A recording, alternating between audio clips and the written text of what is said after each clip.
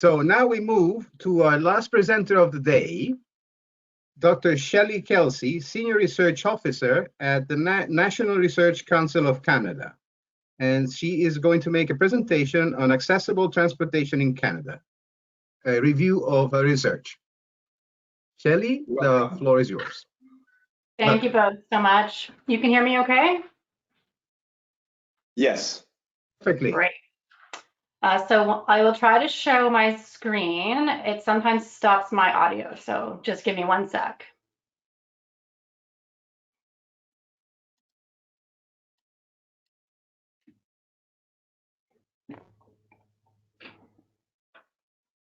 Perfect.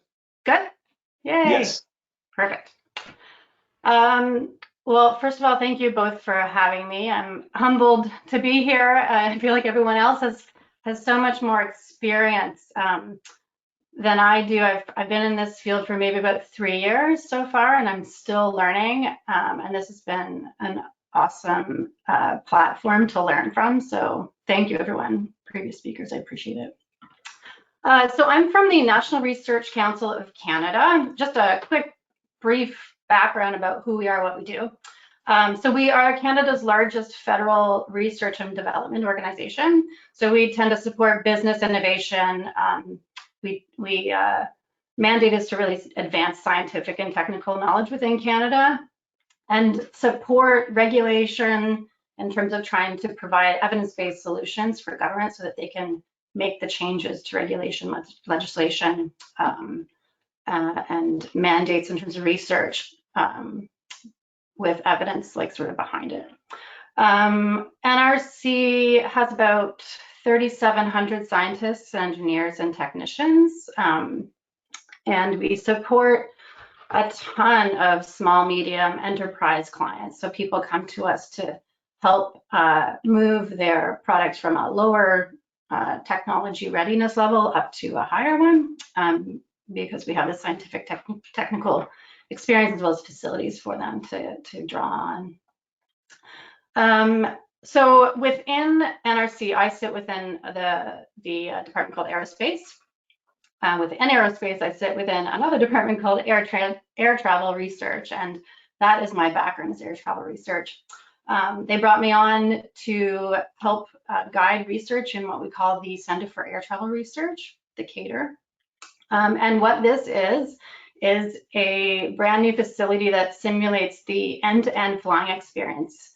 So we bring in human participants, test concepts, try to figure out what that lived experience is like, and then be able to provide evidence-based recommendations on based on the data that we acquire. Within this facility, I think it's pretty cool. We have a terminal lab, so when you are actually coming into the terminal, we can simulate, the kiosks, baggage claiming, all that sort of stuff, screening rooms. We have a flexible cabin lab, which I'll show you in a second, and a fuselage outside as well, when we need to do experiments that need to sort of encapsulate everything. So this is what our flexible cabin lab looks like. Right now we have it simulating a single aisle, but we can actually use these trusses to move it. Takes a little bit of time, but we can go to a double aisle as well. And this is what I've been using to do most of my research in accessibility. Just for your information, I'm a human factors professional. So I sit within this sort of psychology piece of it, and as well as social sciences, but I work a lot with engineers, industrial designers, physiologists. So human factors really is sort of a holistic discipline. I try to make sure that I keep the end user, stakeholders within this sort of center of the design or concepts that we're creating or process changes that we're trying to create. And make sure that we improve our understanding of the pain points or barriers that people might be facing within that process and try to fix things. So we use things like metrics or measurements. I do a ton of observations in that facility. We do a lot of interviews, one-on-ones. We hold forums to help understand, from various stakeholders' perspectives, what's going on there. And then we try to improve, it depends on what we're looking at, but tools, software, furniture, workplaces, environments. And then we try to, based on what we find, support a change in process or techniques or interactions or the tools that we're going to change. So that's a bit of the background. What I really hope to get to today, and it's going to be very high level because I have 4 projects to go through. So we won't get into the sort of data or recommendations specifically, but if you have questions after about specific projects, feel free to contact me. So again, 3 years of accessibility research so far in the Cater. The first one started with passengers living with obesity, and then I'll go through power mobility aid damage analysis. The third is accessible travel during COVID, and then the fourth is an SSR code international working group that we have with CTA. I think a lot of these actually have been touched on by previous presenters, so interested to hear some feedback afterwards. Okay, so passengers living with disabilities, the first one we looked at. We were approached by the Obesity Network of Canada, and they came to us saying, we're getting a lot of negative feedback about people living with obesity in Canada and travel. This is at a time where there was some social media feedback about air travel and obesity as well. So what we did was we had I'm going to go through this one first. We had 4-phase project. The first phase was just a large literature review, trying to figure out what the state is there any information about this, where are the gaps and what can we fill and how.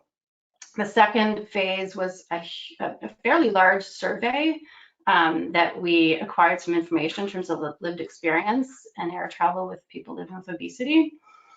And then once we knew where those gaps were and what those pain points were, we had a fairly large group come into the facility and walk us through their lived experiences. And then we hosted an inclusive or co-design workshop to come up with some new concepts and process changes that might hopefully help improve the air travel process for them.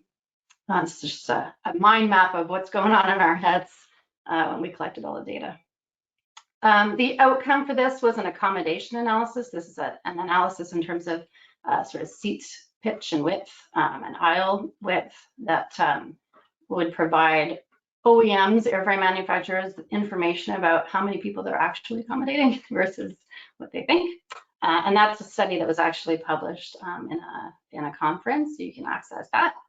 And then we just gave some pretty detailed recommendations in terms of any issues with egress and ingress, as well as flight safety.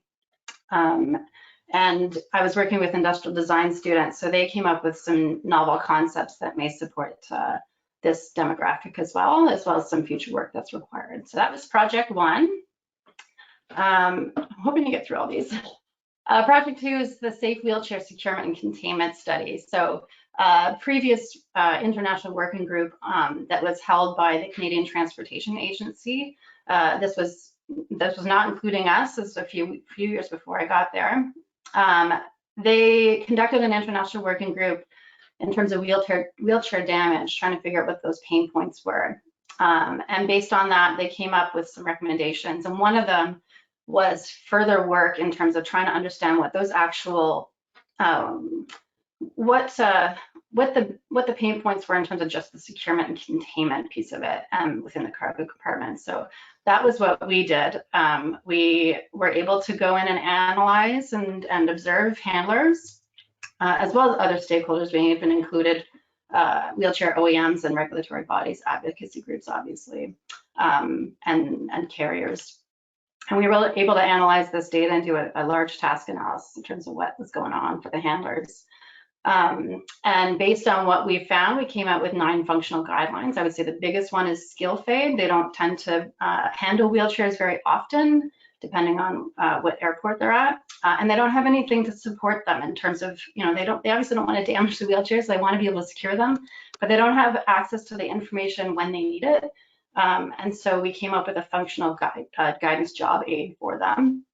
There was a ton of other recommendations, but essentially it was the handlers, some things that had to do the handlers of training, skill fade, as well as systems level in terms of sharing information, identifying where the gaps are and how to share it better.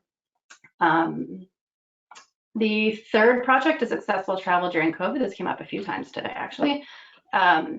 The biggest thing, so Canadian Transportation Agency came to us and said, you know what, we're definitely getting some challenges in terms of COVID and the new policies and procedures, and we're unfortunately introducing unintentional barriers for people who are traveling with disabilities.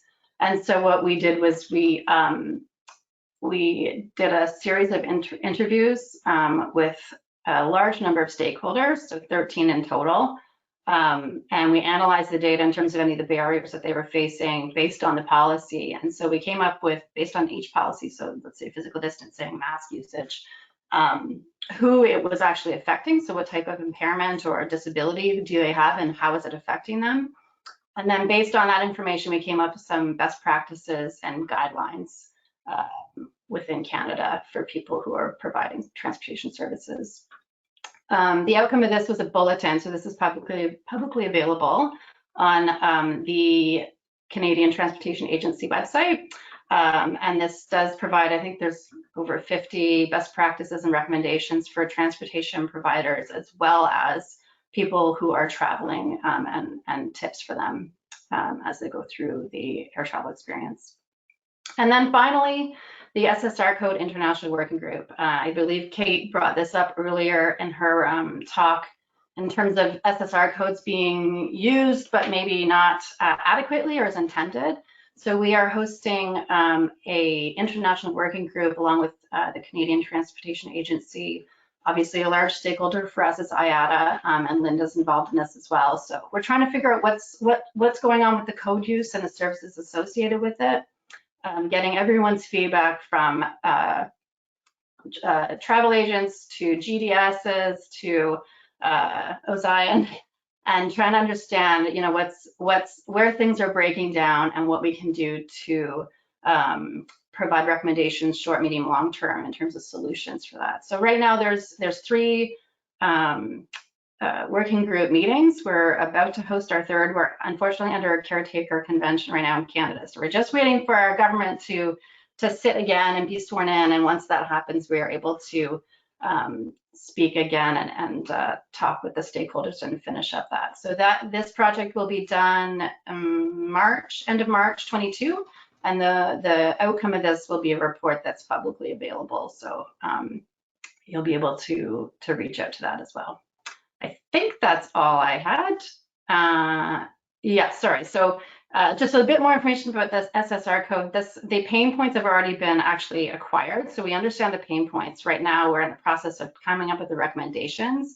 Our 3rd and final will become a sit down with the stakeholders and the international working group and try to figure out how we can prioritize those recommendations and just get a consensus in terms of what those are, because we are very aware if we change or we recommend something, there's a trickle-down effect in terms of who it's going to affect and how it's going to affect. And we want to make sure that those recommendations are accessible sort of to all of the stakeholders and are agreed upon.